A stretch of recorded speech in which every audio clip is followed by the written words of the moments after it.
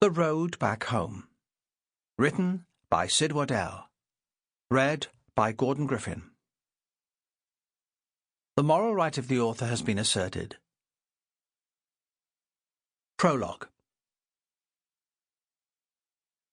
I've not lived in the former pit village of Lynemouth since 1961, but the winding road north from Newcastle will always be the same nostalgic highway, each twist charged with vivid memories and powerful emotions.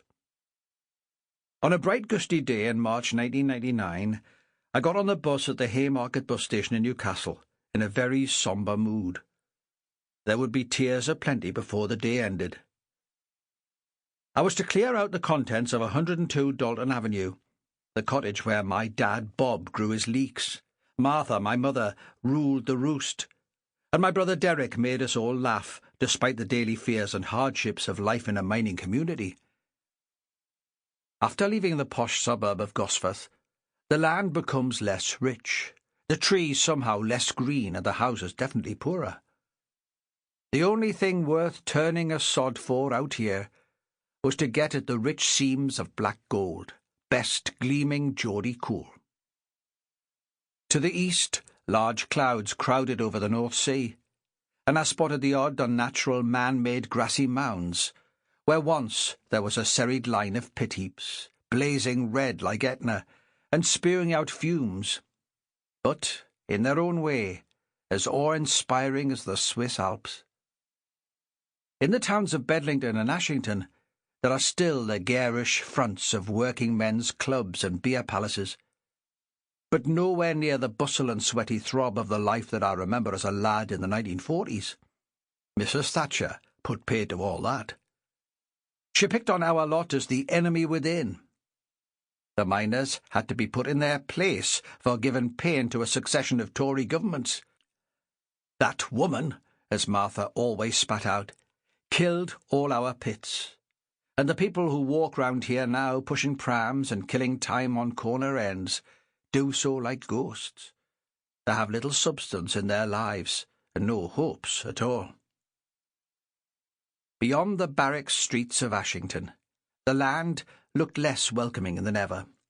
The pewter grey swirl of the North Sea framed the coast, and the scabby hawthorn trees all bent inland, crippled by the nagging east wind.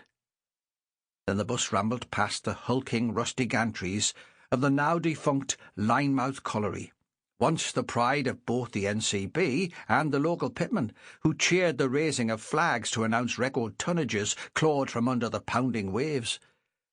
In the end, all the slogging, sweating and cheering counted for nothing.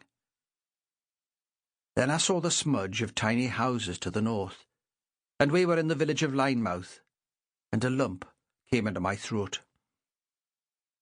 I got off the bus and looked up at the hotel, a mighty brick beer palace where Derek and I had roistered, a place Bob had scornfully avoided, and Martha and I had faithfully attended Catholic Mass at an altar built of beer crates. Memories have tried to feel holy, while the cleaning women in the corridor told dirty stories of last night's sex, and thirsty boozers hawked up last session's phlegm on the wall outside, brought my only real smile of the day. My only reason for being in my home village that day was nothing to do with happy memories. I was there to clear things up after 3 deaths.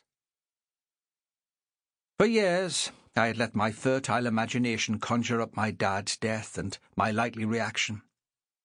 My morbid moments always figured an accident in the pit, and him dying under a fall of jagged rock. I knew I would cry, and certainly swear to God, Jesus, the National Coal Board, whoever. But when Bob did die, it was how Martha took it that knotted my guts, and made me sob and punch and kick the coal house door. It all happened in late November 1989. I was sitting in my house in Leeds when I got a phone call from my brother Derek. He was never one to exaggerate, nor was his tone ever far away from humorous. "Bob's in hospital. The angina's got a bit worse. They've got him on a breathing thingy, but he's eating like a horse. He says the food is shite, but he's yarking it down." Sample complete. Ready to continue?